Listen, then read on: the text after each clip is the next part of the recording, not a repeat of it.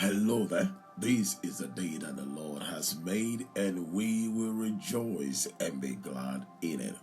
Welcome to today's episode of Impart Podcast. My name is Pastor George, and as always, you know it, I am ever delighted to get to spend this time with you. Friends, today we're going to be considering another miracle of Jesus. In fact, in chronological order, if you go according to timelines of occurrence, the miracle we're going to be looking at today happens to be the very last miracle that Jesus performed before he was crucified. In chronological order, or if you go according to the timeline of its happening. However, we do have one or two more to cover in our podcast. We're going to be in the book of Luke chapter 22. We're going to read a few verses from verse 47 to 51. The emphasis will be on verse 50 and 51. This episode is entitled An Indelible Mark. That's right, an indelible mark. Question: what kind of mark would you like to leave on people? Let me ask you another question. How would you want or like to be remembered? That's important. I will leave you to try and ponder over those questions as we get into today's episode. All right, let's go. Luke chapter 22, we're reading from verse 47. The Bible reads, "And while he was still speaking, behold, a multitude, and he who was called Judas, one of the 12, went before them and drew near to Jesus to kiss him. But Jesus said to him, Judas, are you betraying the Son of Man with a kiss?" When those around him saw what was going to happen, they said to him, "Lord, shall we strike with the sword?" And one of them is identified by John now in the book of John. One of them struck the servants of the high priest and cut off his right ear. But Jesus answered and said, "Permit even this." Some translation says, "Suffer these also." And Jesus touched his ear and healed him. He touched his ear and healed him. Now, this passage, you must understand, describes an event during Jesus' arrest in the Garden of Gethsemane. As the temple guards had come and the officials moved close to apprehend or to arrest Jesus, a scuffle broke out. A scuffle ensued, and one of Jesus' companions, which was identified in as Peter in the book of John chapter 18 verse 10 specifically, Peter strikes the high priest servant's ear or right ear, cutting off the right ear. Now, this high priest was identified by John in John 18 verse 11 as Marcus. Right, Marcus happened to be one of the ones that led the band to arrest Jesus, or band of people who had gone to arrest Jesus. You must understand that Jesus was about to be crucified and they had come to arrest him. The multitude, which included the captains of the temple, came to arrest Jesus. But when they came, there was that scuffle that broke out. Judas came close and kissed Jesus, and then obviously the disciples wanted to get into a fight or to retaliate, or at least to say, even if we're going to go down, we're not going to go down without a fight.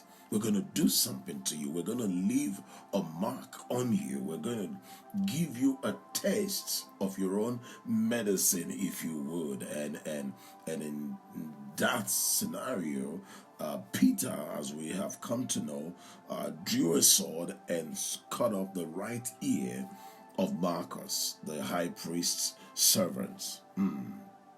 However, you will see that your Jesus had a profundity for peace, for love, for empathy, and for non-violence. Jesus remarkably so, intervenes to stop the violence and saying, no more of this, permit even this, suffer this also. All right, he shows compassion and heals the ear of the wounded servant. In fact, he touched it and restored his ear, leaving what we have now titled this episode with an indelible mark. He left an indelible mark on this guy. Goodness. Now, let's look at what an indelible mark is. What is an indelible mark?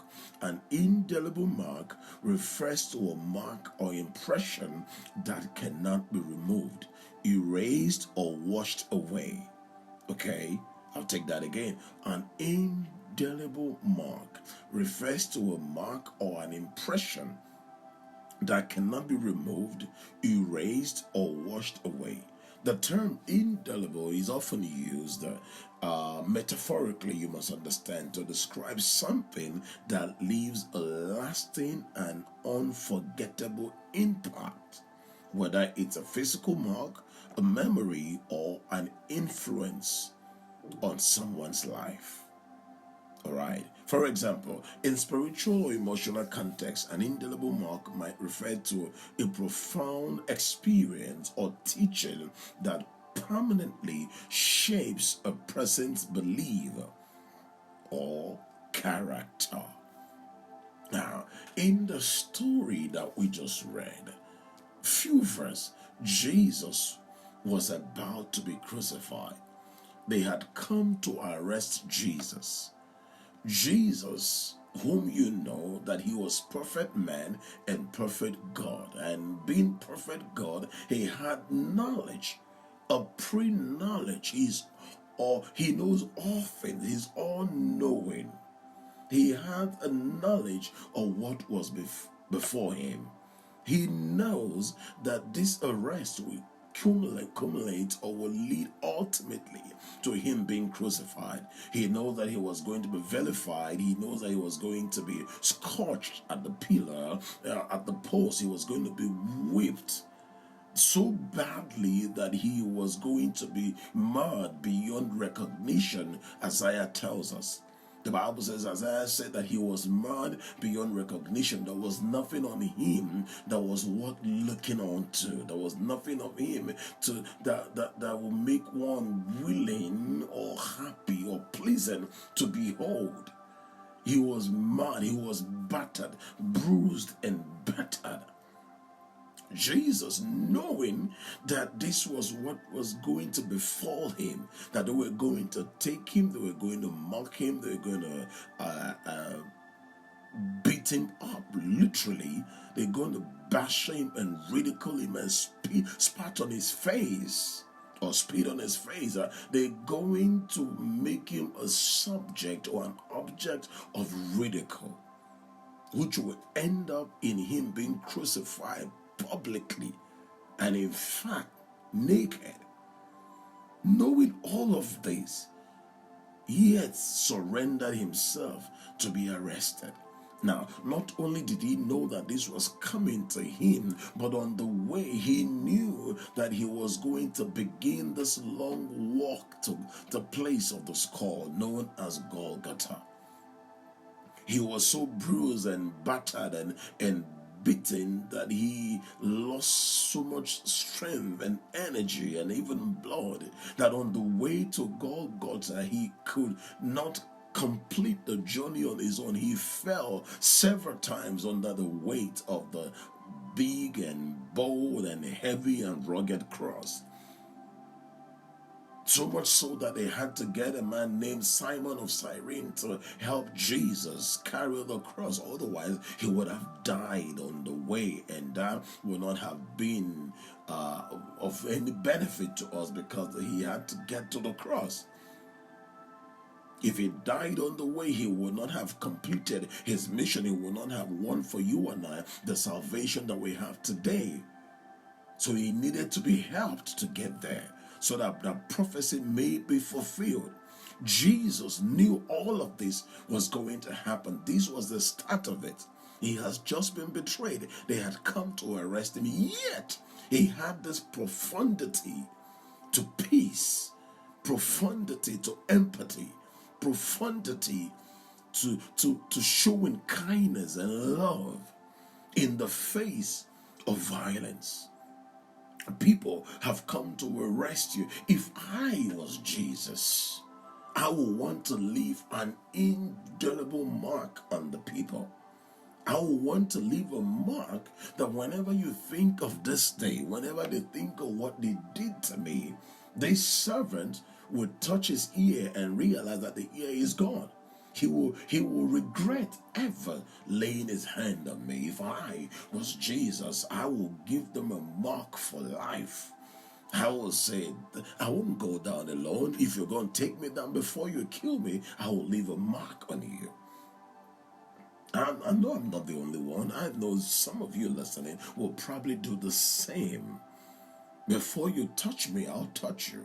Knowing what was before him, and even having the power to do so. Now, it is one thing to know what you want to do or what you wish to do, but having the power to do it. Jesus would have left not just one ear off, but both ears off if you wanted. He had the power to inflict an injury on the people. In fact, if you read John's account, when he said to them, "Who do you seek?" and they said, "Jesus of Nazareth," he said, "I am he." They fell, the band of soldiers fell backward onto the ground. There was so much power that came out of his mouth without touching them that knocked them off their feet. So he could have allowed Peter or whoever it was that cut off their ear to leave that mark on the people. However, remember the question I asked you: what kind of mark would you like to leave on people? How would you want to be remembered? Because you will agree with me that if Jesus hadn't healed this guy and left him to go with one ear off, that will be an indelible mark, a mark that will be permanent. That whenever this story is told, this guy will sit back and probably regret and say, "Man, if I had not gone there that night, I would probably still have both of my ears. I wish I wasn't among those that went there." He probably would touch his ear and realize that he has one ear. In fact, he will not be difficult to describe in society. All people need to say is, "Remember that guy? The guy that went to arrest Jesus and lost one ear?" That would have been easy to describe him. This would have been a mark for which he'll be remembered for life. For life. A scar that would not have been taken away for life. Whenever the story of Jesus will be told, this guy will have something to remember Jesus for. A mark. The question again is, what kind of mark would you like to leave on people who encounter you in your life's journey? How would you want or like to be remembered when you were no more? It is something that we need to all think about, because Jesus had an opportunity to leave this mark on Marcus. It wasn't just going to be a mark on him, it was going to be a sign to the people. Not only do I have power to knock you off your feet with my words, but I have people that are with me that are ready and armed to an extent to fight, to defend us. So much so that already they have inflicted injury on you, so you have your wound as well to lick. While you arrest me, you're gonna go bleeding because your ear is off. Wouldn't that sound nice? To retaliate instead of to reconcile? But it would seem to me, it occurs to me that Jesus was not after retaliation. He was after reconciliation. So he said to them, "Permit this also. Enough of bloodshed, enough of violence. Don't escalate the problem. De-escalate the situation." put back your sword. And then he had such grace, empathy, love, profundity for peace to put back the ear. Now, when he did that, he left an indelible mark. Whether he put back the ear or didn't put back the ear, he would have left an indelible mark. Picture the guy without an ear or with one ear. That's a mark for life. That guy will never forget in a hurry. He will never forget, not just in a hurry, for life. He would have lived the rest of his life without an ear, without one ear. And everybody, his story will be told with that deformity that he wasn't born with, but it was a deformity that came along the way as a result of being part of those who came to carry out this irresponsible mission, this wicked and dastardly mission. He would have been remembered for this. This would have been how he will remember Jesus, and this would have been the mark, the indelible mark that he will have. But Jesus said, I don't want him to remember me like that. I want to leave a mark on you, but this is not the kind of mark I want to leave on you. I want to give you a different mark. When you think about this day and think about me and think about the violence you unleashed on me, that I had the opportunity to retaliate, but I chose rather to reconcile, to heal you, to do something in your life that will leave a mark on you, an indelible mark, an unforgettable mark, one that when you remember, not only will you regret your action, but you will see the God that I am. You didn't believe that I am the Christ. You didn't believe that I am the Son of God. You didn't believe that I have power to do the things that I have done and to say the things that I have said. You have come because you have been so, a narrative about me has been sold to you, a wrong narrative. And here you are to arrest me. You have brought violence upon me, but I'm going to pay you back with love, with kindness, with peace. I leave a mark on you. Now, when you think about me, you'll probably say, man, what kind of man is this? He had the power, but he chose not to use it to touch me, but rather to heal me. Mark. Jesus' action of healing this man's ear marked Marcus for life. He left an indelible mark on him. Such a mark would have made Marcus give his life to the Lord. I don't know if he ever accepted Jesus or not, but I can imagine him going home to his family and recounting the story, narrating to them what had happened. And when he gets to this part, and he says, the disciples cut up my ear. But the same Jesus, the one who has been arrested, the one whose life is about to be shattered in the most horrendous and horrible way on the cross, with nails being driven through his arms and feet, his side to be pierced. The same one that was going to fall under the weight of the cross, bearing this crown of thorn on his head, one that we're going to batter and bruise, beat beyond recognition, still had empathy, grace, love to heal me in the midst of chaos, in the midst of violence. What do you think would have happened when he narrates the story? His family, even himself, would have said, this guy is indeed the Christ. This guy is indeed who he said he is. Because no human would have done that easily. But he did it so effortlessly, without grudge, without pain, without nursing any hatred or drive or quest for retaliation. What a mark. That's the kind of God that you serve. The God that is willing to leave not just any kind of mark, but a certain kind of mark. They both indelible, but he chooses what kind of indelible mark he wants to leave on you and I. A mark of victory, of healing, of restoration, of joy, of peace. of empathy, of reconciliation. And in the midst of chaos, he said, I'll step in. I'll step in. I'm not going to leave you bleeding the way you are. You may have come to arrest me, but I am going to show you that I am God. I am man and I am God, and I have ability to do and undo. However, this is power under control. I have the power to do and undo, but I have chosen to heal you with the power.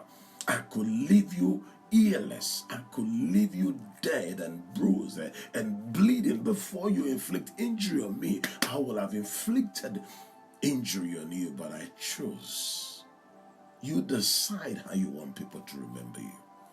Every day in our life, we are presented with opportunities to decide what kind of mark we would like to make on people. Every day, even today, even this week, you will be presented with opportunity to decide what kind of mark you would like to leave on people, how you want people to remember you when you are no more. I pray that in those moments that you will not be overtaken by emotions and rage and anger and the quest for retaliation, that you will stop for a moment, consider your actions before you act, that you will stop for a moment and think clearly.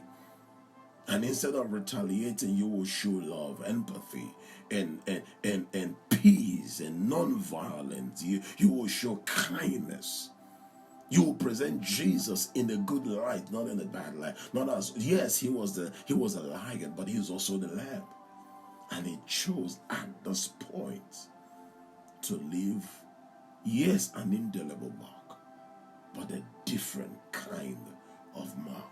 One that when it's spoken about will make people believe the stories they've heard that is indeed Christ. He's indeed Lord. They will say, what kind of a man is this? So I pray that as you go into this week, that you will present Jesus in a good light. That through your life and the encounters you're going to have in society with people, that you will leave the kind of mark that will point people to Jesus, not the one that will drive people away from Jesus. The kind of mark that people will experience from you when they encounter you, when they do business dealings with you, that you will leave a mark on them that will point them to Jesus, that will say, indeed, he or she is a true Christian. He or she is a true follower of Christ. I don't mean be gullible. I don't mean be insensitive. I don't mean to allow anything go and don't have a say. No, I'm saying when you have power, but you are able to control it and use it to bring glory and honor to God.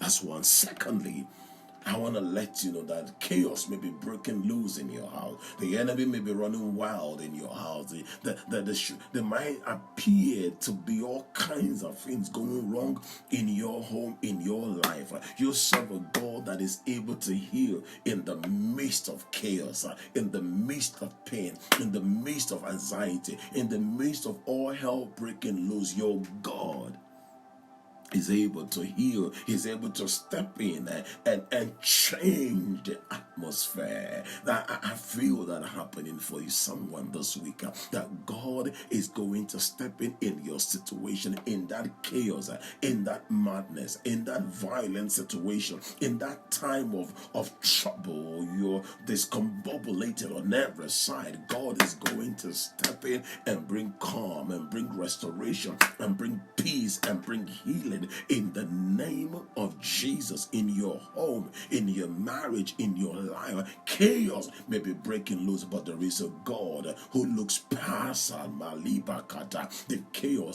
the anger, the issues that are going haywire, and say, I'm chosen to heal you in the midst of the pain, in the midst of the chaos, in the midst of the violence. I'm going to bring calm. I'm going to bring peace. I'm going to turn it around for you. For indeed, all things works together for the good to them that love the Lord and them that are called according to his purpose.